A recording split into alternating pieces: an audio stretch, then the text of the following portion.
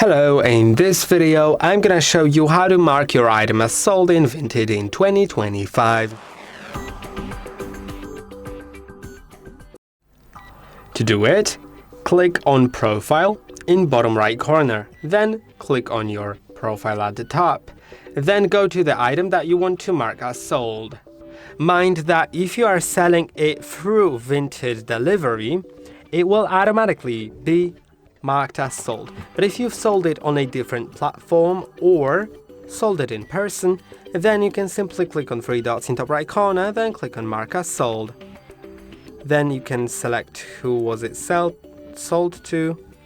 I think yeah, but I don't know if you can do it like that, so like you can delete it. But if you've sold it to someone on Vinted, then you can mark it as sold and enter the account name of that person then. I hope that this video was helpful. Don't forget to like and subscribe. See you in the next one.